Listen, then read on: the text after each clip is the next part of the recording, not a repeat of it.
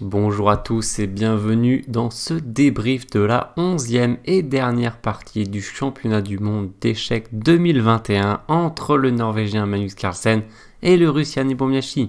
Merci pour vos retours au sujet des précédentes vidéos, le coup du jour et les débriefs.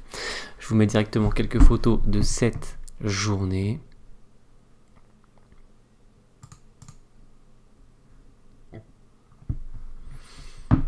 Pas mal de photos sympas que j'ai pu récupérer pour cette conclusion, vidéo de conclusion, où j'ai ajouté voilà, quelques petits éléments, notamment à la fin. J'aime beaucoup cette photo d'ailleurs, que vous venez de voir en noir et blanc, avec tous les photographes. Et puis donc, c'est l'occasion voilà, de faire la conclusion de ce championnat du monde. Pour rappel, après 10 parties, Carlsen menait 3-0 suite à ses victoires dans les 6e, 8e et 9e parties. À la fin de mon débrief de la précédente partie, j'avais posé la question suivante. La partie de la dernière chance pour Nepo, eh bien c'était la dernière partie tout court. Voyons tout de suite ce qui s'est passé dans cette 11e partie. Je remettrai les photos à la fin de la vidéo. Donc vous avez tout ce qu'il faut sur cet écran et on est parti pour cette dernière analyse, ce dernier débrief. Nepo Bomyashy avait les pièces blanches, il est ouvert par E4. J'étais un peu étonné parce que il avait joué C4 dans la précédente où il avait les blancs et ça lui avait plutôt réussi au niveau de l'ouverture, avant évidemment qu'il fasse cette gaffe avec C5 où il s'est fait coincer son fou, mais je voyais bien un petit C4 ou bien un D4 ou bien un cavalier F3, enfin quelque chose pour changer un peu la physionomie, mais est-ce qu'il était d'humeur? Peut-être pas.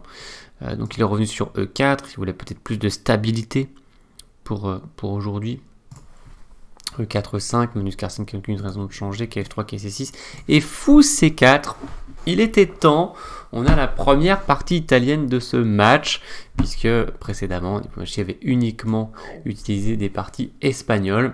Alors, le choix de la partie italienne pour affronter Magnus Carlsen, bon, je pense que c'est aussi pas pour rien qu'ils l'ont pas utilisé avant dans le match, l'équipe russe, mais c'est très discutable comme choix. C'est pour ça que moi je voyais plutôt un autre premier coup que E4. Après, il y a peut-être l'option de l'écossaise, mais ça s'est verrouillé aussi. Il y a un peu tout qui est verrouillé, selon moi, contre Magnus Carlsen, quand on a les blancs dans cette position. Est-ce qu'on a un autre deuxième coup? Je sais qu'il y a beaucoup de fans d'échecs qui auraient bien aimé voir un Gambit du roi, mais à ce niveau-là, en partie lente, sachant que l'adversaire a pu préparer ça, par exemple, il a pu passer, je sais pas, je dis au hasard, mais l'équipe adverse a pu passer 2 heures ou 3 ou 4 à préparer un Gambit du roi maximum, pas besoin de plus en fait, et donc quand même c'est hyper risqué.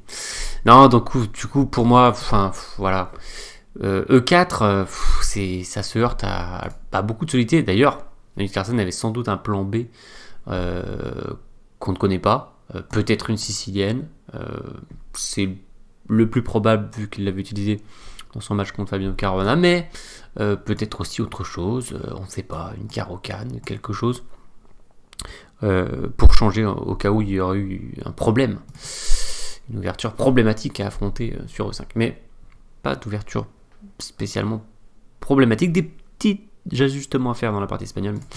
Donc, partie italienne qui est la cousine de la partie espagnole, et en tout cas quand c'est joué par des joueurs de haut niveau, et de manière générale. Et donc, en fait, j'avais expliqué que Magnus Carlsen était un des meilleurs joueurs du monde avec les noirs dans des parties espagnoles, et hyper dur à battre.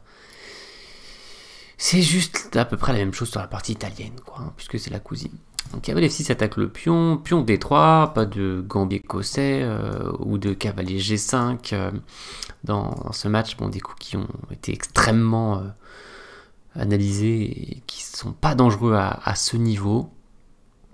Déjà qui sont pas forcément dangereux à un niveau nettement inférieur, hein. Si on prend la barre des 2000 Elo ou la barre des 2200 Elo, c'est déjà des coups qui sont pas très dangereux pour les noirs. Donc là, pour des 2800 Elo, bon, D3, fou C5. Alors, on peut tout à fait aussi placer le fou sur E7. Fou C5, C3, et C3, c'est le plan considéré comme le plus ambitieux. On muselle le cavalier en C6, qui va se retrouver d'ailleurs moyennement placé dans ce type de partie avec un pion en C3. Et puis, comme dans l'espagnol, on avait déjà discuté de cette thématique. Et puis, les blancs qui jouent pour un futur D4. Faut juste pas qu'ils se précipitent, mais c'est le plan. Pion D6. Occasion, voilà, de parler un peu d'italienne. Il n'y en avait pas encore eu depuis le début du match. Petit roc, A5. Un coup plutôt rare et avec une certaine logique, puisque souvent les blancs aiment bien jouer B4 pour prendre de l'espace de ce côté-là. Des fois ils peuvent prendre encore plus d'espace avec A4. Donc Magnus Carlsen dit non, je ne suis pas d'accord avec ça. Et puis ça fait une case pour le fou. Alors on joue aussi souvent A6 dans ces italiennes pour faire fou A7. Mais c'est vrai qu'on laisse par exemple B4. Donc là il laisse pas B4, il fait A5. Vous voyez les pendules, ils ont très peu réfléchi. Ils ont commencé avec 2 heures. Et ils ne remontent pas à la pendule. Tour 1, voilà, par exemple, si on va trop vite, on joue D4, on se dit, oh bah c'est bien, on a roqué, il peut pas faire pion, fou, échec, et essayer de piquer ce pion, donc il doit bouger son fou, ok. Et sauf que là, on doit défendre ce pion. Et ça, c'est pas très agréable, parce que par exemple, si on fait cavalier D2, on va perdre ce pion. On doit aussi être capable de gérer ce coup qui va être pénible, parce que ça va s'en prendre à ce cavalier qui est occupé à défendre ce pion. Donc là, on en a un peu trop vite, en fait. Donc lui, il n'a pas allé trop vite, il a Nepomniachtchi, il a joué tour E1. Et Magnus Carlsen qui a joué fou à 7. Il replie son fou. Il anticipe le coup D4. C'est un coup prophylactique. Il avait joué lui-même petit roc dans une partie de 2021 contre Duda, le vainqueur de la dernière Coupe du Monde. Il avait joué comme ça. Donc c'était clair que cette partie a été utilisée par l'équipe russe dans la préparation. À quel point ils ont préparé l'italienne, on ne sait pas non plus. Ça devait être un plan B, peut-être un plan C. Voilà. Bon, en tout cas, autant il y a eu beaucoup de bonnes préparations côté russe depuis le début du match. Tout au début du match, ils étaient un peu dans le dur, mais ils se sont rapidement repris. Et il y en a, à partir de la 4e partie, je pense, on a eu beaucoup de bonnes préparations de la part de Nepomniachtchi. Presque toutes les parties, en fait, on peut dire. Une ou deux exceptions. Donc c'était vraiment bien. Mais là, pour finir, déjà hier, j'expliquais, enfin, avant-hier, j'expliquais qu'il s'est trompé dans l'ordre de coup. Alors peut-être il est trop vite, mais dans la Petrov, mais bon. Alors ici, fou A7, en tout cas, il n'est pas resté longtemps dans sa prépa. Il a joué cavalier A3 qui est tout à fait intéressant, puisqu'on peut avoir deux idées, soit cavalier B5, soit cavalier C2. Alors cavalier B5, je trouve que c'est une bonne logique pour profiter du placement du pion sur A5, et qu'il ne puisse pas facilement attaquer le cavalier. Et je vais vous montrer une idée qui est assez sympa. Mais malheureusement, elle ne l'a pas joué. Le coup cavalier B5, Nepomniachtchi, je trouvais que c'était le plus logique. Il y a eu H6 de Magnus Carlsen. Alors, certes, donc juste pour dire qu'on peut très bien jouer cavalier BD2 aussi à la place de cavalier A3, hein, c'est hyper classique. Mais il a choisi cavalier A3. Et H6. Juste pour dire qu'effectivement, si les noirs rock, ils se prennent le clouage. Et ça, c'est agaçant, parce qu'on doit gérer ce clouage, et c'est dur de l'enlever. On est quasiment obligé de faire ça. On peut jouer ça, par exemple, on vient clouer. C'est complètement jouable, mais évidemment, c'est pas sans risque. On a avancé les deux pions du roc. Ici, c'est... Voilà, Magnus Carlsen n'a pas envie de jouer ça. Il joue H6. Et donc, il empêche le fou d'arriver. Alors, il avait déjà utilisé ce type de coup dans les parties espagnoles. On avait souvent déjà vu ce... Donc, c'est vrai que c'était vraiment cousin de ce qu'il a fait dans l'espagnol. Magnus Carlsen, la façon dont il a joué dans cette partie. Et là, Nepomniachtchi qui joue cavalier C2. Donc, il se prépare à se rediriger par là. Alors, il veut d'abord échanger les fous, puis après, diriger son cavalier vers ses cases. C'est un chemin ressemblant à celui qu'on peut faire quand on fait ça, qu'il avait fait d'ailleurs dans une partie, dans une espagnole. une partie de ce match. Mais je trouve, d'un point de vue du principe, que si on affronte le coup A5, et bien là, et qu'on joue cavalier A3, je trouve plus logique, parce que finalement, si oui, alors déjà, c'est vrai que de ne pas passer par là, pendant ce temps-là, on peut peut-être jouer D4, mais vu que finalement, c'est pas tellement c'est un peu tôt, on va se prendre fou G4, voilà. Donc sinon, j'ai envie de dire, pourquoi pas passer par là, plutôt que de passer par là, et faire le même plan, quoi, avec Fou3. Quelle est la plus-value d'avoir joué cavalier A3 si on va pas cavalier B5? J'étais un peu perplexe. Et puis en plus, il veut essayer de gagner. C'est sa dernière chance d'essayer de créer de l'incertitude dans ce match qui est déjà plié pour beaucoup d'observateurs. Mais s'il gagne la 11e, il reste 3 parties, il est mené de 2 points. Bon, certes, il lui reste qu'une partie avec les blancs, mais voilà quoi. Il amène quelque chose un petit peu dans. Déjà, il se refait un peu le moral. Il amène quelque chose aussi dans ce championnat du monde un petit. Et non. Et donc, je sais pas, il recule là, bizarre. Étonné. Alors, vous allez me dire, et vous aurez raison, que KB5, c'est pas. C'est un coup qui avance, mais c'est pas le coup qui va écrouler la position noire, je vous l'accorde. Mais quand même,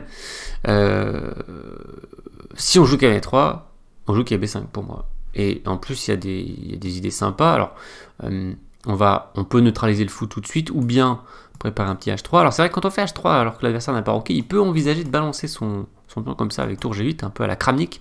On a vu une très belle partie à Ronan Kramnik au candidat 2018. Mais s'il balance G5, par exemple, on va pouvoir jouer cavalier H2, qui va être un coup important pour essayer de ne pas se prendre ce coup de manière trop forte, ou pouvoir peut-être bloquer. Bon, enfin, attention qu'il ne continue pas le pion, hein, parce que c'est cloué ici. C'est un peu agaçant. Mais bon, là, s'il fait ça, on prend juste. Ou peut-être avec le cavalier d'ailleurs. Parce qu'on a la dame qui surveille aussi. Donc, il faudrait qu'il prépare. Et là, on va pouvoir neutraliser ce fou. Et ça devrait. C'est un léger avantage pour les blancs aussi. Donc, il peut pas trop s'enflammer avec G5 non plus. Donc, sur H3, probablement, il faudrait qu'il joue roc. Oups. J'ai fait une Nepomniachtchi. Oups. Roc. Et fou 3, quoi. Donc là, on menace de l'obliger à reprendre comme ça, donc c'est agaçant. Oui, à noter que quand on fait cavalier B5, on a très envie d'attraper ce fou d'Italien qui est très bien placé. Donc dans la partie, il l'a neutralisé avec son fou, mais si on le prend avec un cavalier, c'est encore mieux. Donc c'est pour ça que les noirs ne sont pas d'accord pour se le faire capturer. On fait H3, il fait roc, on fait fou E3 pour neutraliser, il doit prendre la tour. Et je voulais vous montrer par exemple un exemple de pourquoi c'est bien d'avoir un cavalier en B5. Donc déjà, ça peut soutenir aussi D4. Hein. Il est à noter que quand on fait la route classique et qu'on passe là-bas, on protège bien le pion. Ce qui fait que ça va nous aider pour faire D4, mais pour une autre raison, c'est parce qu'on va bien consolider E4. Alors que là, E4 va être légèrement plus fragile, il n'y a que la tour qui protège. Et s'il y a une tour qui arrive en face, voilà, si on fait D4 et il prend, on a un petit problème avec ce pion central. Donc ça, c'est à noter. Mais d'avoir un cavalier là-bas, ça permet. Enfin, c'est agaçant, il y a toujours une pression là-dessus, donc la dame ne peut pas partir n'importe où. Et puis, comment s'en débarrasser côté noir? On a envie de faire C6, oui. Problème, si on fait la route classique de cavalier 7 qui a été jouée dans la partie d'ailleurs, qui est jouée plein de fois par Magnus Carlsen dans les Espagnols, les Italiennes, etc. Donc, la route classique pour aller là-bas. Pour chasser le cavalier. Donc, on se dit. Parfait, quoi. Le cavalier fait la bonne route, ça libère le pion C, c'est aussi pour ça qu'on joue le cavalier. On va chasser le cavalier sur A3. Super quoi. Mais en fait, il y a D4. Et si on fait C6, on se prend un coup, on se prend ce coup. Et ça ouvre pour la dame. Et s'il reprend juste, on va pouvoir venir ici avec le cavalier. Regardez, on pressurise là, on attaque ça. Il y a le fou qui est fort. Et là, c'est un net avantage pour les blancs. Et si quand on prend là, il prend là, on prend là, il prend le fou, on prend là-bas. Et on va avoir une meilleure position. Avec les blancs. Ici, il y a des trous un peu partout dans la position des noirs, là. Donc, position très sympathique. Donc voilà, une petite idée de cavalier B5. Cavalier B5, c'était un peu plus offensif quand même. Mais ça restait pas dingue. Ok, c'est 2. Petit roc. Maintenant, il rock. Il n'y a plus fou G5. Fou E3 pour neutraliser le très fort fou d'italienne. Et fou prend E3. On va aussi laisser comme ça. On va faire tour 8. Fou prend E3, ok, prend E3. Donc le cavalier qui empêche D5, et comme à l'habitude, qui peut avoir une idée à un moment donné, qui empêche d'ailleurs fou G4 aussi. Donc plutôt pas trop mal placé. Par contre, il bloque la protection de la tour sur E4, donc on n'est pas favori pour faire D4, sachant qu'en plus il joue tour E8 avec les noirs. Donc là, il faut qu'on réussisse à protéger ça correctement pour faire D4. Ça va pas être facile d'ailleurs, ce qu'il va faire, mais ça va lui prendre du temps. Alors d'ailleurs, on reconnaît le jeu de Magnus Carlsen, pion H6, tour E8, ça vous fait sans doute penser aux parties espagnoles si vous les avez vues. Prépare fou E6 pour pouvoir reprendre avec la tour, pour neutraliser ce fou d'italienne. La seule différence, c'est dans l'espagnol, son fou il est là, et il doit perdre un coup pour le reculer, pour laisser passer la tour. Du coup là, le fou était sorti là-bas, le fou d'italienne, donc la tour est directement en train d'intervenir en augmentant la protection de ce pion pour une éventuelle poussée des 5, mais pour l'instant il y a trop de pièces, mais il faut faire d'abord fou aussi et après on pourra envisager. La tour pourra jouer un rôle défensif ou bien un rôle de dissuasion, voilà, dans cette optique là. Donc la tour noire bien placée, pion A4 de Nepomniachtchi, voilà, il veut pas à un moment donné, si ces fous disparaissent par exemple, que les noirs puissent gagner encore plus d'espace sur l'aile dame avec ce coup. C'est étonnant parce que d'habitude c'est plutôt les blancs qui avancent sur cette aile dans les italiennes, et là donc il dit non, quand même on va bloquer. Fou E6 de Magnus Carlsen, j'avance mes notes. Fou prend E6, bon, et un peu étonnant, il veut essayer de gagner. Pourquoi il échange encore les fous comme ça de manière symétrique? Pourquoi il n'essaye pas de garder le fou sur l'échiquier avec un fou B5 et voir comment on continue? Voilà, le fou qui bloque la tour dans l'action ici, donc peut-être que si on fait ça, on commence à être prêt pour envisager D4. Et puis peut-être un moment, si on veut créer un déséquilibre sur cette partie, on fait un échange fou-cavalier, comme ça il y aura des pièces différentes des deux côtés et on aura cassé la structure de l'adversaire, créé un pion isolé, des pions doublés. Bon, la structure qui sera tout à fait acceptable, hein. Mais juste pour dire que si on veut du déséquilibre, si on est à la place de Yann Pouchy, on veut jouer pour la victoire à tout prix, entre guillemets, bon là on n'est pas en train de faire un truc incroyable, mais juste on essaye de garder le fou sur l'échiquier plutôt que de l'échanger, quoi. Bon voilà. Fou prend E6, tour prend E6. F prend E, c'est pas un scandale, mais c'est dommage parce qu'on va devoir remettre la tour sur F. Et puis, on se fait une structure un peu moins bonne au centre, on n'a pas de raison particulière de le faire. C'est jouable, mais on n'a pas de raison de le faire, quoi. Tour prend. Il continue dans sa logique de la tour bien placée, c'est-à-dire protection plus pression. Voilà. Préfère garder tout ce que j'ai expliqué tout à l'heure. Dame B3. Attaque le pion en B7. B6 protège le pion, tour à D1, il développe sa tour. Je crois que c'est une des dernières parties répertoriées qui sort ici, mais par transposition, hein, parce que c'est sorti assez vite. Auparavant, cavalier E7, un coup qui ne vous surprend pas si vous avez étudié les Espagnols de ce match de championnat du monde, ou que vous avez l'habitude de voir des parties italiennes. Alors d'habitude, on se dirige clairement vers G6 F4. Ici, on n'est peut-être pas mécontent de rester là. Pourquoi? Parce qu'on neutralise les avancées de ce cavalier. Par contre, il faut se dire, attention, la tour n'a plus de cases.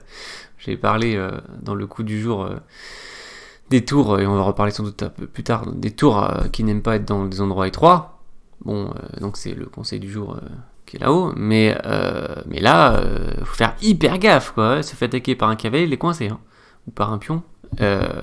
Donc ne faites pas ça chez vous, hein. Ça c'est fait par un professionnel, quoi. Enfin, moi si j'ai un élève qui joue ça, je vais lui dire à l'analyse, est-ce que tu veux pas plutôt reculer d'abord ta tour et puis après faire ta manœuvre de cavalier, quoi. Cavalier E7, c'est aussi heureusement ce qui différencie le champion du monde ou les meilleurs grands maîtres du monde des autres joueurs. Il faut bien qu'il y ait une différence tout de même. H3, dame D7, donc petit coup d'œil sur le pion A4 et puis laisse la case pour la tour. Cavalier H2, pas facile quoi faire avec les blancs parce qu'il n'y a quasiment qu'un seul plan, c'est avancer là, mais c'est impossible parce que ce pion serait complètement en prise là.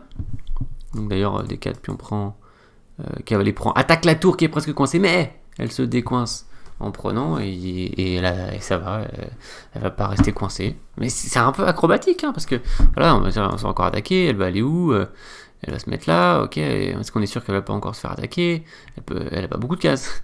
C'est un peu acrobatique tout ça, mais ça passe. Cavalier H2, joué par Nepomuk. Qui prépare un coup classique de cavalier là. Il aimerait bien se débarrasser de lui, qui met une pression sur E4 pour pouvoir avancer D4. Tout est logique. Tour D8 de Magnus Carlsen. Les pendules, vous voyez, 1h23, 1h10. Cavalier G4. À noter qu'il prépare D5, mais il était déjà en capacité de l'envoyer. La fameuse poussée centrale, j'en ai pas reparlé, c'est une erreur de ma part. Enfin, j'ai parlé beaucoup des plans de D4, mais il faut jamais perdre de vue que les noirs ont le même plan.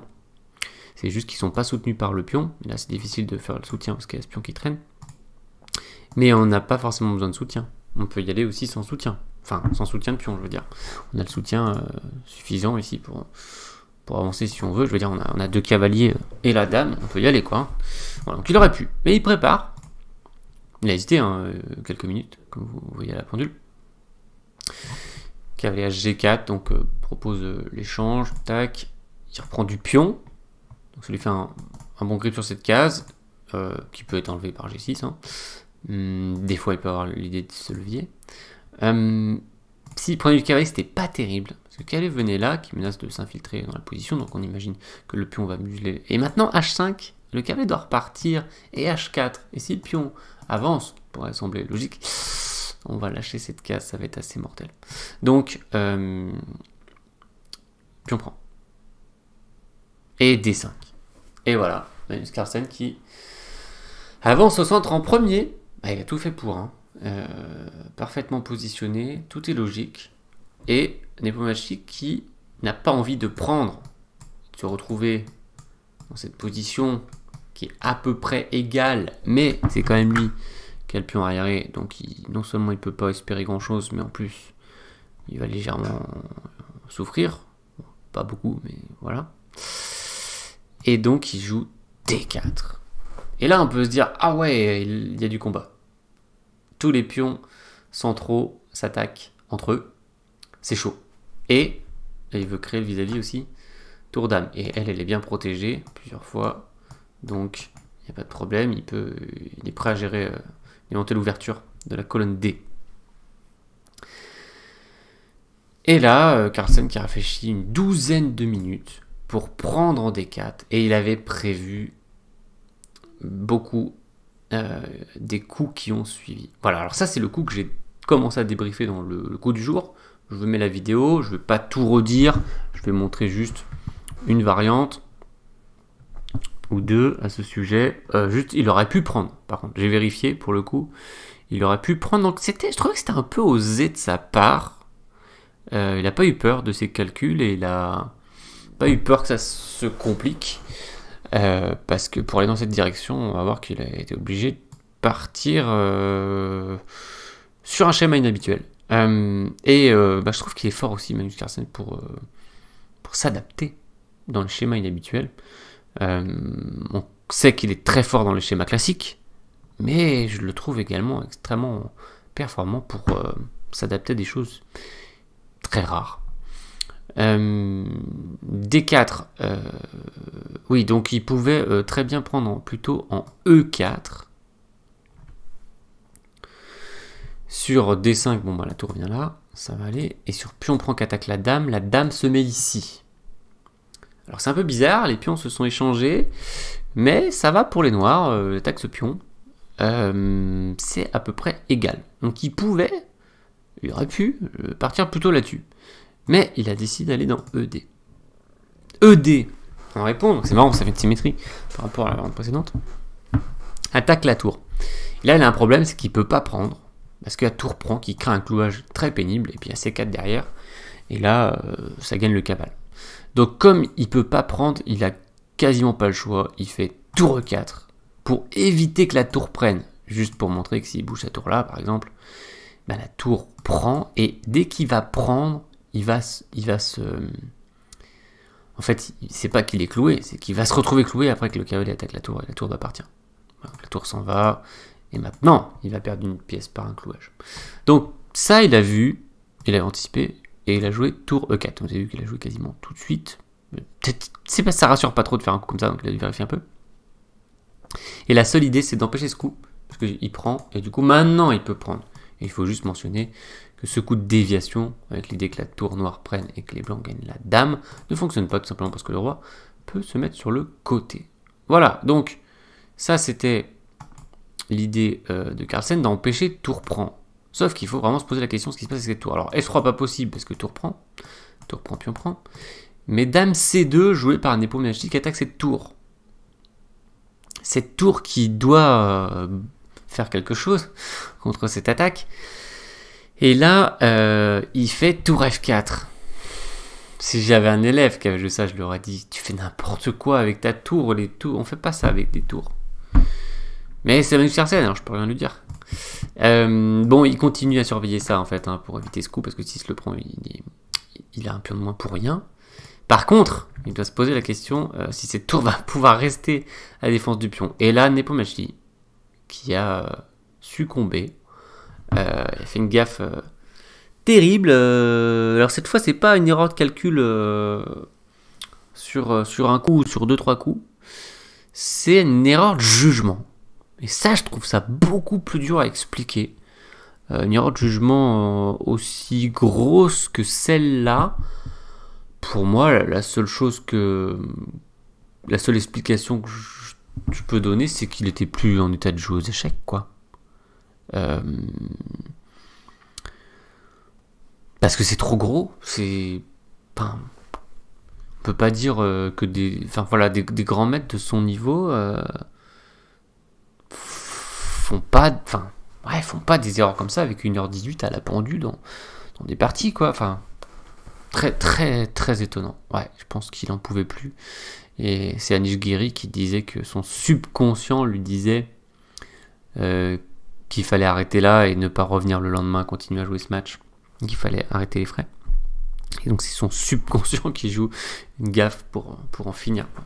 Mais ouais, très étonnant. Donc G3 il attaque la tour. Alors là, c'est vrai que si on n'a pas prévu le coup, on se dit waouh, la tour va devoir reculer et puis du coup il va juste perdre son pion pour rien. Non, Magnus Carlsen il est prévu un coup. Si vous ne l'avez pas vu, vous pouvez mettre la pause pour le trouver. Donc il a bien sûr sacrifié sa tour en échange du cavalier, mais pas seulement, en échange également du pion G4. Et regardez le pauvre roi, qui est mis en rouge ici parce que c'est chèque au roi, mais juste son abri est ruiné, et le peu d'abri qui lui reste va bientôt disparaître. Donc c'est assez facile pour des grands maîtres, en fait, de comprendre qu'ici c'est très très grave la position du roi blanc, et que les pièces vont venir très très vite à l'attaque, en fait. C'est pour ça que je suis très étonné par cette erreur de jugement du Nepomniachtchi, parce que c'est pas comme s'il y avait qu'une seule façon pour les noirs d'avoir un gros avantage. Quoi qu'ils jouent quasiment, ils vont avoir un gros avantage. Donc c'est pas comme si ça oblige les noirs à jouer une ligne précise, sans laquelle ils seraient peut-être moins bien, ou non, c'est gratuit, quoi. Et alors, en plus, il faut préciser. Alors, peut-être qu'il s'est dit que il y avait enfin, je sais pas ce qu'il s'est dit honnêtement. Il s'est dit que ça allait être un perpète. Voilà, il y a eu échec roi G1. Est-ce qu'il s'est vraiment dit Carlsen veut tellement faire nul aujourd'hui qu'il va prendre perpète? Enfin, il y a un problème dans son raisonnement quelque part de toute façon, hein, parce que quand on voit ce coup, on se dit vraiment que ça craint, quoi. Il est presque mat. C'est horrible. Donc tour D6 d'ailleurs, c'est un coup candidat. Le problème, c'est qu'il y a tour prend, et sur échec la tour va couvrir, et en utilisant ce pion. Et sur tour prend, pion prend, dame prend, et ok, maintenant c'est pas clair. Donc la suite qui gagne pour les noirs ici, c'est pas tour D6, c'est d'abord prendre là, la dame doit prendre, et maintenant tour D6, et menace gagner une dame avec maintenant quelques coups. Je vous ai mis la suite de la variante que j'ai évoquée brièvement dans la précédente vidéo, le coup du jour, mais maintenant je vais vous la montrer. Donc le coup, donc F5 pour éviter, il y a cavalier prend, donc ça évite rien du tout. L'échec il mène à rien du tout. Donc il faudrait faire dame F1 probablement pour essayer de survivre. Échec, roi F2. Échec, roi E3 par exemple. Imaginons. Là, il pourrait y avoir deux variantes. Pour avoir cavalier. Alors j'ai mis cavalier F5, roi D3, tour G3, roi C4, dame prend B2. Alors, est-ce que Magnus Carlsen il a vu. Moi je pense que j'ai trouvé pourquoi il a pas fait ça. Je vais vous montrer après. Parce que c'est plus tard dans la partie. Parce qu'il calcule hyper bien. Et il a fait peu d'erreurs de calcul, Magnus Carlsen, dans ce match. Alors il est peut-être aussi un peu fatigué à force, mais comme il mène largement, je pense qu'il a le moral, le bon moral compense la fatigue. Plutôt bien. Donc je me disais initialement, est-ce qu'il a pu se penser que ce genre de position était pas clair? Ça me paraît complètement impossible en fait. Il a déjà 2 pions pour la qualité, donc il a même pas trop tard. Et le roi blanc il se balade en C4, enfin les 3 pièces noires sont à l'attaque. Il y a 0 monde où il peut croire que ça gagne pas. Donc ça c'était une première variante. Et il y a aussi l'autre avec tour G3 qui est encore pire. Parce que le roi il doit se mettre sur D4, il y a cavalier F5. Enfin, même chose quoi, dame prend B2, bref. Je vois pas comment Carlsen a pu croire que ça se gagnait pas. Ça me paraît impossible. Donc, ce qui est étonnant, c'est pourquoi il a pas fait ça. Et bien, je pense, c'est parce qu'il a comparé les deux. Il a réfléchi combien de temps d'ailleurs ici? 9 minutes ou 10 minutes. C'est pas énorme. Ça lui suffit à la vitesse où il calcule. Mais étonnant. Mais peut-être que c'est à cause de la vente que je vais vous montrer. Il a dû se dire les deux sont complètement gagnants. Et on peut complètement le croire d'ailleurs parce que il y a un sauvetage des blancs dans une variante. Mais franchement, il est miraculeux.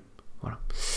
Donc, ici, bon, la menace, ces tours-là, c'est mortel. Donc, les blancs, ils ont trouvé le coup D6 pour empêcher ça. On peut pas tolérer. Et maintenant, cavalier H4. Il aurait pu aussi prendre le pion. Alors, c'est un peu dommage. On voit que la tour perd de la mobilité. Maintenant, si on veut se redécaler, ça prend vachement de temps, quoi. Bon, c'est complètement gagnant quand même parce que le roi est beaucoup trop faible.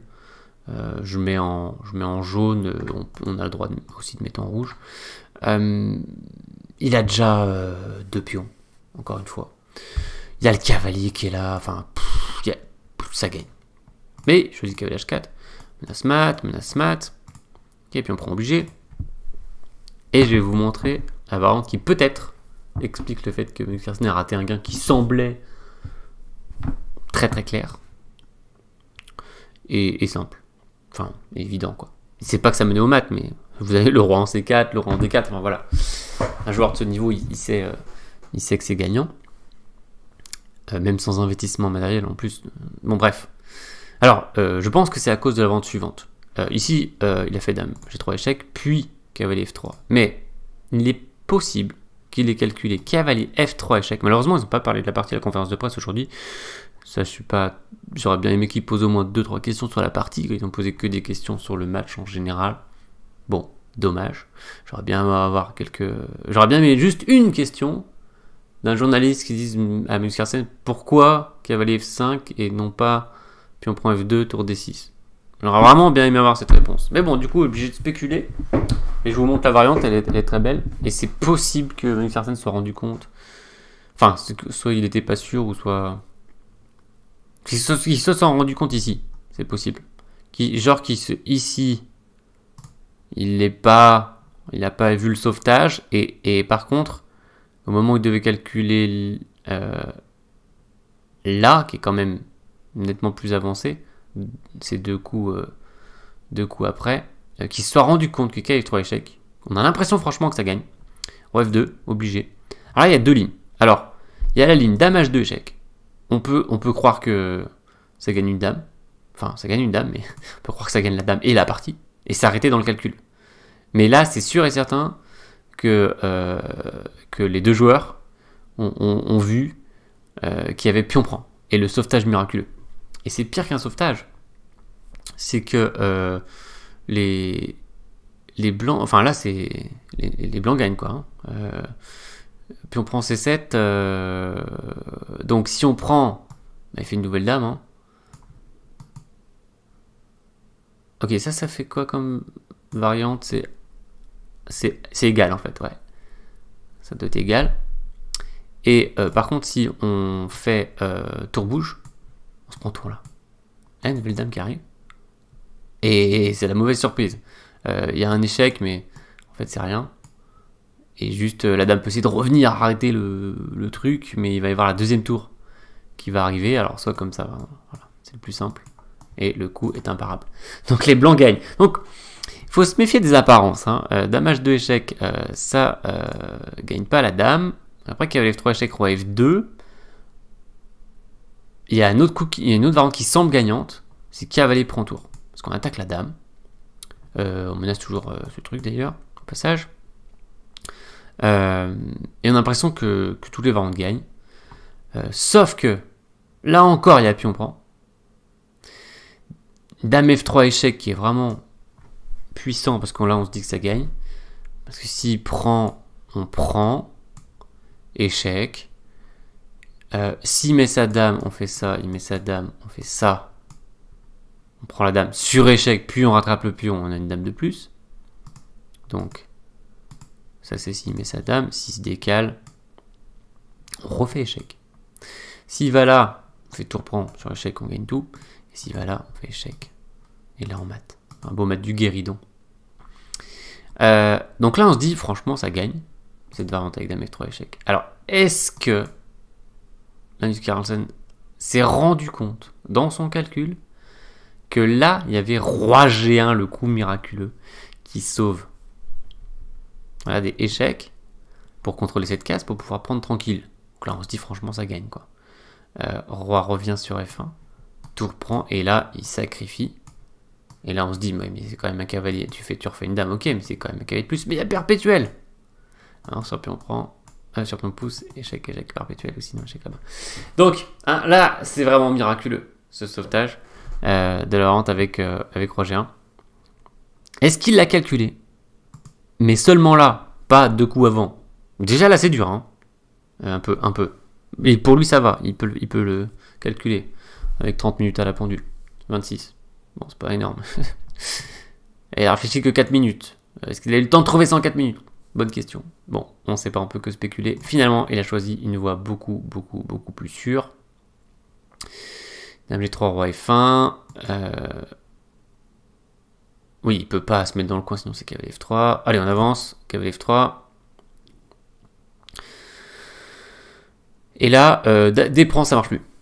Déprend, ça marche plus. Tout à l'heure, ça marchait, mais maintenant, c'est mat en 2. Oups. Donc, ça va plus du tout, le coup déprend. Donc, il peut plus sauver la partie avec l'astuce de pion prend C7, qui était une belle idée, hein, quand même. Voilà, un pion qui arrive à une case de dame, crée toujours du danger, des contre-chances. Il peut pas mettre sa tour là parce qu'il se fait mater.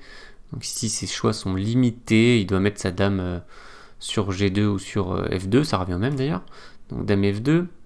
Alors attention quand même. Hein, ici, à bien faire le coup intermédiaire d'échec. Parce que si jamais on prend sur F2, roi prend et qu'on prend la tour, on perd la partie. Donc cette idée que, tout à l'heure avec les dames sur l'échiquier qui pouvaient sauver les blancs, là ça gagne carrément. Hein, parce que maintenant, si la tour se décale, il y a tour D8. Donc attention. Gersen qui fait attention, il fait dame échec d'abord. Maintenant, il met sa dame sur G2. Si jamais il fait roi E2, cette fois il la perd par contre. Parce que là, il n'y a plus d'éprend. Parce qu'il y a dame G4, échec. Et le roi bouge, et maintenant on prend. Et là, la dame, elle surveille. Et les blancs, ils n'ont pas sacrifice de dame qu'ils avaient tout à l'heure pour faire leur dame. Voilà, donc là c'est complètement gagnant. Ok, donc dame G2 de Nepomniachtchi qui est obligé de tomber dans cette finale de tour. Et là, il n'y a pas grand chose à dire sur cette finale de tour. Elle est gagnante, tout simplement, malgré seulement un pion de plus. Et ça, c'est vrai que c'est rare, finale de tour avec juste un pion de plus qui soit à ce point gagnante. Bon, déjà, il menace échec pour piquer un autre pion. Si les blancs font tour E2, c'est un cauchemar. Les noirs peuvent bloquer là, par exemple, pour être sûr que ce pion ne va pas aller très loin, ou bien passer la tour derrière, pour aller attaquer ce pion, et en cas de B3, on va attaquer ce pion, et on va le gagner. Donc il peut soit essayer d'aller gagner un autre pion, soit bloquer l'adversaire, donc c'est horrible. On est Moashi, il a fait roi F3, tour D2. Pas grand chose à analyser, je vous ai mis quelques variantes très courtes dans le PGN. Il fait tour B1 qui est un peu triste, G6, B4, AB, AB. Il fait tour prend, ouais, s'il fait CB, il se prend tour A2, il perd un pion encore, ça va faire 2 pions de moins. Tour prend, tour A2, roi E4, bon, Moashi lance son roi, et Carlsen il lance son pion. Roi D5, tour C2 qui était peut-être pas le plus précis par rapport à tour A3 ou d'autres coups, mais bon, la finale est tellement gagnante qu'il n'a pas besoin d'être très précis. Et puis, tour B3, H4, il récupère 1 heure chacun. Et donc, Carlsen qui a souvent utilisé presque tout son temps avant le 40e coup, c'est-à-dire c'est 2 heures. Ici, il avait encore 47 minutes avant de récupérer 1 heure. Donc, roi C6, il lance son roi. Qu'est-ce que j'ai mis comme variante? Rien. H3, roi prend H2, tour B1. Tour prend C3 échec. Alors là, j'étais un peu étonné, j'étais presque sûr que Carlsen il allait finir en poussant un deuxième pion ici. Ça gagnait plutôt tranquillement. Alors combien de temps il a réfléchi là-dessus? 4 minutes. Ok. Bon, les deux gagnent, il n'y a pas de frayeur, mais regardez, c'est intéressant, je trouve, pour les joueurs qui veulent apprendre, de voir qu'on va gagner ça. Alors, on va mettre la tour derrière. De toute façon, il ne pouvait pas faire grand-chose. Et on lance les pions. Et enfin, voilà, on lance les pions. On peut mettre peut-être tour A7, allez. A7, G3, tour H1, G2. En fait, on peut la faire comme ça. On fait une dame, il prend ça, et on fait une double attaque, et il bouge son roi, et on prend la tour, et on gagne. Ah oui, d'ailleurs, on gagne parce qu'il y a des pions blancs, parce qu'il n'y a pas que ce pion. S'il n'y avait que ce pion, on ne gagnerait pas. C'est quand même le petit détail qui va bien. Bon, tu reprends ces 3 échecs, le roi a pris, s'il ne prenait pas, c'était quand même complètement gagnant. Petit coup de déviation de la tour qui est occupée, surveiller la case de promotion. Et une nouvelle dame arrive sur l'échiquier, et les blancs sont beaucoup trop loin pour espérer quoi que ce soit. La dame se centralise, la dame fait échec, oui alors attention parce que la menace c'est échec au roi, et pique la tour, donc on ne peut pas pousser. Il fait échec, il enlève son roi, histoire de ne pas se prendre un échec clouage, et c'est terrible parce que maintenant si il pousse son pion, il se prend un échec. Non, c'est pas tout à fait ça. S'il pousse son pion, il se prend dame E6, ouais, dans l'autre sens. Double attaque. La tour doit défendre le pion.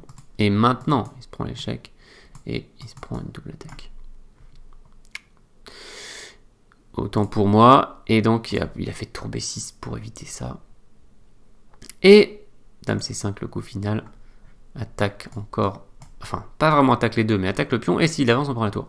Du coup, c'est la tour qui devra défendre le pion. Et la dame prend ça, et les blancs en ont marre, car ils ont absolument 0 chance ici. Et donc, ce coup conclut ce championnat du monde 2021. Après 11 parties, et le score de 4-0 pour Magnus Carlsen.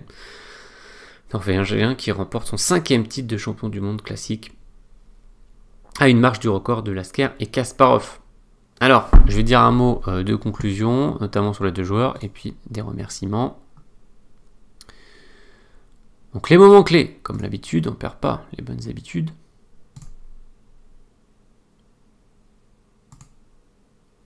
Hop. Surtout le G3, évidemment. Mais bon, Nepo qui n'a pas été très entreprenant non plus au 9e et au 13e coup. Pas vraiment essayé de trouver des équilibres. Bon, c'était vraiment dur dans cette italienne. Pour moi, c'est un bon choix d'ouverture. Déjà, mais bon, il était visiblement tout simplement plus en état de jouer ce match. Le score, on peut pouvoir le mettre là-haut. Voilà, pour qu'il nous accompagne. Pour la conclusion, Ce match se termine en 11 parties au lieu des 14 prévus, suite à l'écroulement de Jan Nepomniachtchi. Je peux pouvoir mettre les photos en attendant. Voilà. Écroulement de Nepomniachtchi après la 6e partie. Il avait fait jeu égal dans les 5 premières. On aurait même pu presque considérer qu'il était légèrement devant après 5 parties, puisqu'il a eu l'avantage dans les parties 2 et 5. Mais, de la vie générale, la 6e partie historique, le combat de titan de 7h45 et 136 coups gagné par Carlsen, a laissé Nepomniachtchi sonner. Même si je peux comprendre à quel point il peut être difficile d'encaisser une telle défaite, j'ai moi aussi parfois perdu des parties hyper longues,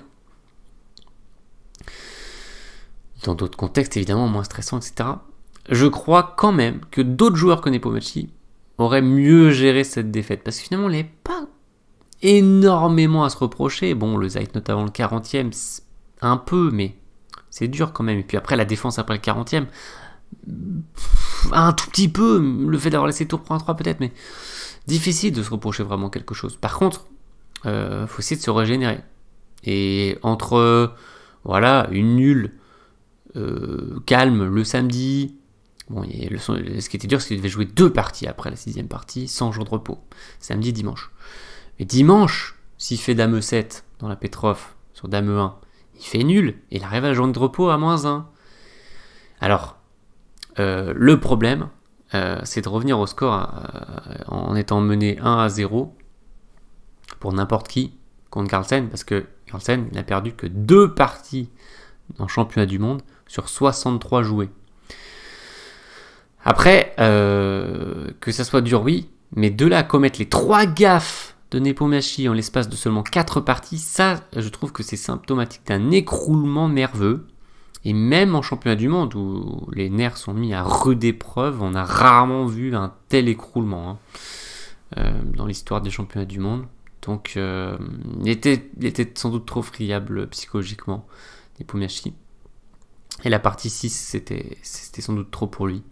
Alors oui, il a joué plus vite que Carlsen, en réfléchissant presque 2 heures de moins en total sur les 11 parties. Mais c'est son style de jouer vite. Oui, il était très souvent dans sa salle de repos plutôt qu'à l'échiquier, et ça m'a surpris moi-même. Mais là aussi, c'est son style. C'est aussi comme ça qu'il a gagné les candidats, c'est comme ça qu'il s'est qualifié pour les candidats. C'est aussi possible qu'il ait fait ça pour réduire la pression énorme qui pèse sur un joueur qui sait que le monde des échecs a les yeux rivés sur sa partie. La pression d'un premier championnat du monde, c'est dur. D'ailleurs, ça valorise, je trouve, les prestations de Sergei Karakin et Fabiano Caruana en 2016 et 2018. Allez, je vous mets quelques citations de la conférence de presse finale. Voilà, moi je dis qu'il dit je devrais prendre un peu de temps pour me reposer et voir ensuite ce qui ne va pas. Il a répété plusieurs fois qu'il a l'impression que ça n'avait pas grand chose à voir avec les échecs. Alors, plutôt d'accord, mais il y a aussi une petite part d'échiquier quand même. Il ne faudra pas non plus la négliger complètement. Mais après, oui, c'est principalement extra-échiquier, psychologique, nerveux.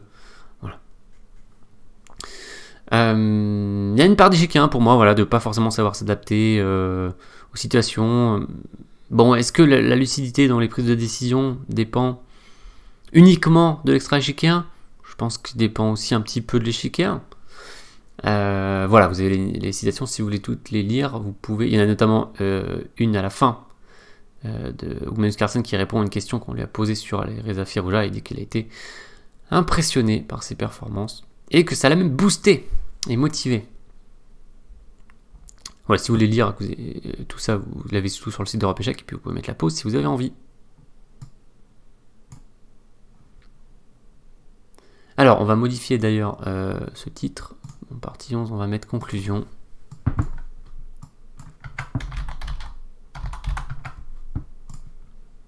Hop. On va enlever ça. Et on va aller sur cet écran. Ah, bah du coup. Un petit peu de logistique.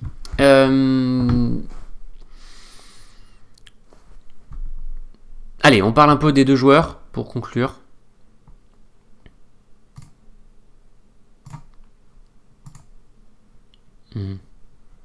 Du coup, mon score du match. Ok, on va l'enlever.